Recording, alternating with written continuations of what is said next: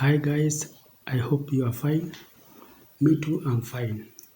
So guys, I have decided to review the videos that I had sent.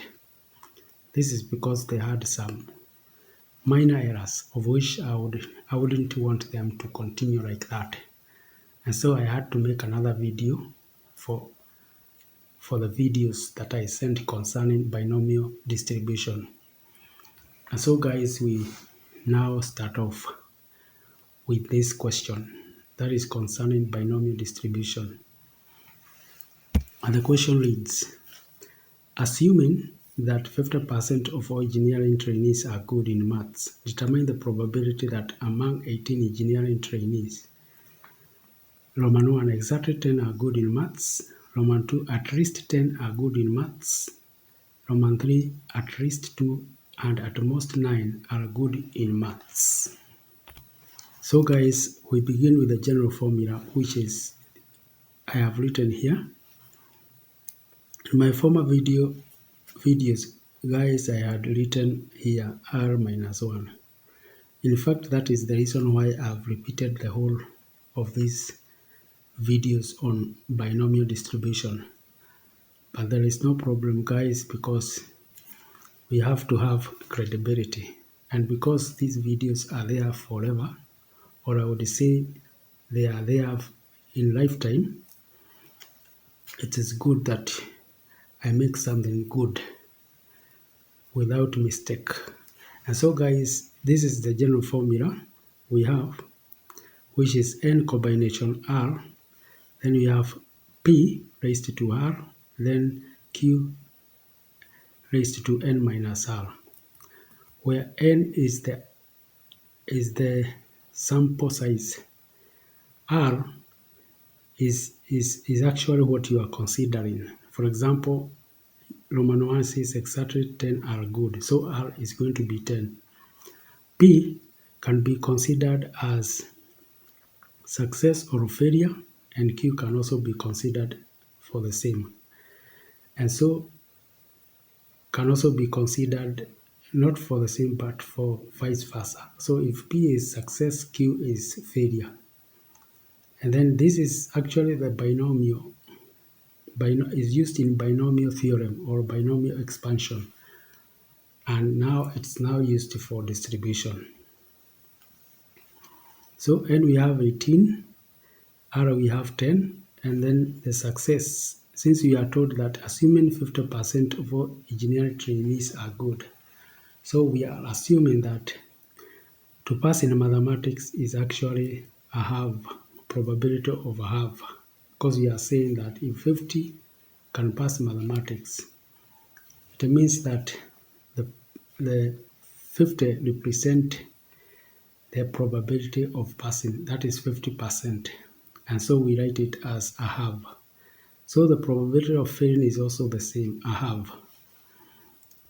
So guys, when we come to the Roman 1, exactly 10 are good in maths, then this is how we write it. Px is equals to 10. This is now equal to 18 combination 10, because we are considering 10 are good. Then we have a half there. We write 10, and a half we write 8. And of course, because the probability of both failing and passing are the same, we can combine this by use of indices, so that now we get a half raised to 10. So now we evaluate this, 18 factorial all over 10 factorial and 8 factorial. So we get this. We multiply now by a half raised to 10, which is this. So finally guys, our solution will be 0.1669. That is the probability that exactly 10 are good in maths. Guys, now we go to the next question, and the next question is at least 10 are good in maths. So when we talk of at least, we mean that from that point, that is from 10 up to 18, they are supposed to be good in maths. And so guys, this is what we have. So we say from 10 up to 18, and this is what we have used. and I have combined the two halves, because for example this one, it has a half raised to 10 and a half raised to 8, so we combine them, we get 18.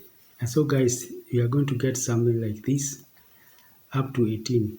So what you do guys, I have done for you up to that point.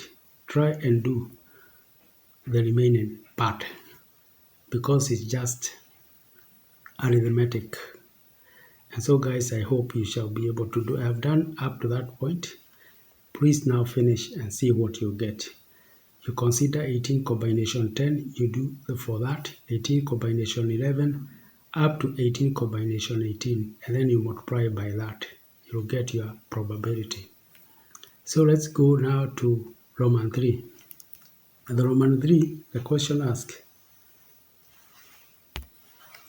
at least 2 and at most 9 are good in maths. So that is from 2 to 9. And that's what I have written here.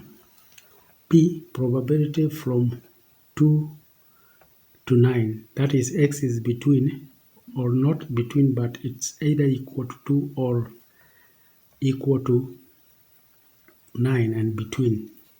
So that is the probability of 2. As I have shown here, probability of 2. We have the probability of 3, probability of 4, up to probability of 9. And so guys, this is now what we have done. We have already separated. Formerly, we had something like this. We had 18.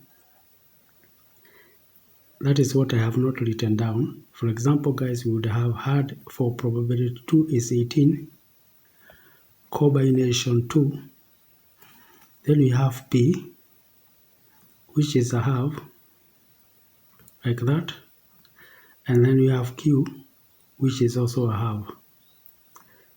Of course, these P's are supposed to be, let me now say they are supposed to be P. Actually, this is wrong. Let me just correct there. This is a half.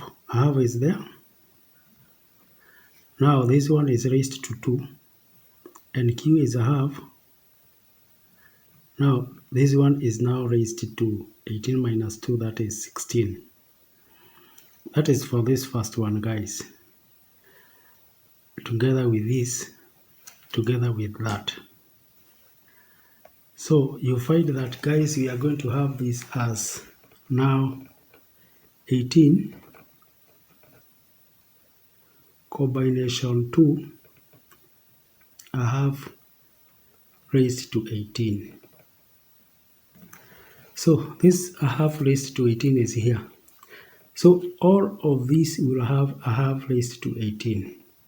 So this is what, guys, we are now factoring out to be there. Now we are left with this.